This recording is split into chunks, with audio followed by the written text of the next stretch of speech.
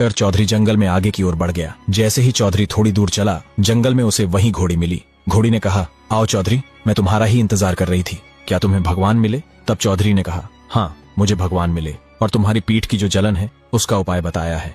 ये सुनकर घोड़ी ने कहा, चौधरी जल्दी बताओ, मुझसे इंतजार नहीं हो रहा। मैं चाहती हूँ कि इस पीड़ा से मुझे जल्दी से छुटकारा मिले। चौधरी ने कहा, भगवान ने मुझे बताया है कि तुम्हारी पीठ में जो जलन है उसका सिर्फ एक ही उपाय है। तुम्हें एक घुड़सवार की तलाश करनी होगी। जैसे ही घुड़सवार तुम्हारी पीठ पर बैठेगा, उसी समय तुम्हारा यह जलन पूरी तरह समाप्त हो जाएगी। तब घोड़ी ने कहा, घुड़सवार तो कब मिलेगा? तुम ही ये काम कर दो, मैं तुम्हारा एहसान कभी नहीं भूलूंगी। तुम ही मेरी पीठ पर बैठ जाओ। तब चौधरी ने कहा, क्यों नहीं, जरूर। इतना कहकर चौधरी घोड़ी के ऊपर सवार हो गया। जैसे ही वह घोड़ी पर सवार हुआ, घोड़ी का दर्द पूरी तरह गायब हो गया। घोड़ी ने खुशी से कहा, धन्यवाद चौधरी, भगवान ने सच ही कहा था।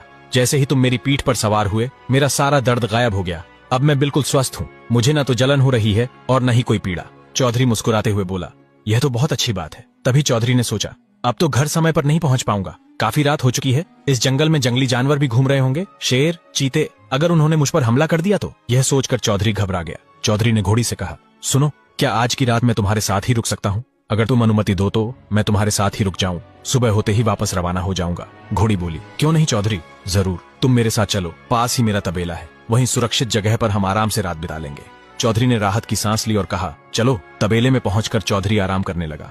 थकान इतनी थी कि देखते ही देखते उसकी आंख लग गई और वह गहरी नींद में सो गया। नींद में उसे फिर वही भगवान स्वप्न में दिखाई दिए। भगवान बोले, हे चौधरी, ध्यान से सुनो। आने वाले समय में राजा के जो पुत्र का जन्म होगा, वह बच्चा रोएगा नहीं, उसका बाल स्वर साथ नहीं देगा और हर कोई बच्चे को रुलाने का उपाय करेगा। महल के सभी लोग घबरा जाएंगे। दासियां हाथों में अलग अलग जड़ी बूटियां, धूप दिया, कपूर, नीम की पत्तियां, गंगा जल, कच्ची हल्दी वगैरह लेकर इधर उधर भागती हुई नजर आएंगी। कोई बच्चे के पास धुआं करती, कोई ताबीज बांधती, कोई मंत्र पढ़ती, लेकिन बच्चा फिर भी बिल्कुल चुपचाप पड़ा रहेगा। आगे क्या हुआ, यह देखते ही देखते चौधरी की आंख लग गई और वह गहरी नींद में सो गया। नींद में उसे फिर वही भगवान स्वप्न में दिखाई दिए। भगवान बोले, हे चौधरी, ध्यान से सुनो। आने वाले समय में राजा के जो पुत्र का जन्म होगा, वह बच्चा रोएगा नहीं, उसका बाल स्वर साथ नहीं देगा और हर कोई बच्चे को रुलाने का प्रयास करेगा। महल के सभी लोग घबरा जाएंगे। दासियां हाथों में अलग अलग जड़ी बूटियां, धूप दिया, कपूर, नीम की पत्तियां, गंगा जल, कच्ची हल्दी वगैरह लेकर दासियां इधर उधर भागती हुई नजर आएंगी।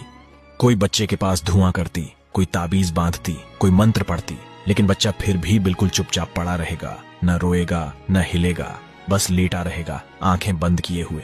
कोई भी बच्चे को रुलाने में सफल नहीं होगा। भगवान ने आगे कहा, तभी तुम राजा के महल में जाना और राजा से कहना, राजा जी, ये कैसी अफरा तफरी है? दासियां इधर उधर क्यों भाग रही हैं? तब राजा कहेगा, चौधरी, रानी ने पुत्र को जन्म दिया है पर बच्चा रो नहीं रहा। जब तक बच्चा रोएगा नहीं, तब तक बच्चे को खतरा है। फिर भगवान बोले, तुम राजा से कहना, महाराज, बच्चे को रुलाने का झाड़ा मुझे आता है, मैं झाड़ा लगाऊंगा तो बच्चा रो पड़ेगा।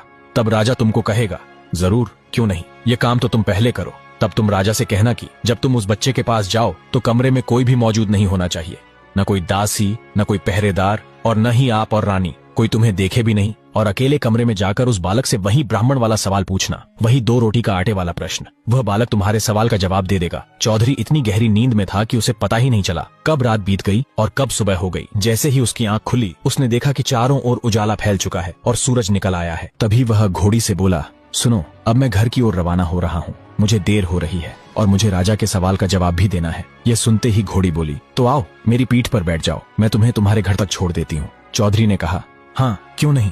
इतना कहकर वह घोड़ी की पीठ पर बैठ गया और रास्ते में चौधरी ने घोड़ी से कहा, सुनो, घर चलने से पहले राजा के सवाल का जवाब दे देते हैं, सीधा राजा के महल की ओर चलो। घोड़ी बोली, हाँ, जरूर। फिर घोड़ी तेजी से दौड़ती हुई राजा के महल की ओर पहुंच गई। आगे क्या हुआ, यह जानने के लिए चैनल को सब्सक्राइब कर कमेंट में नेक्स्ट पार्ट जरूर लिखें।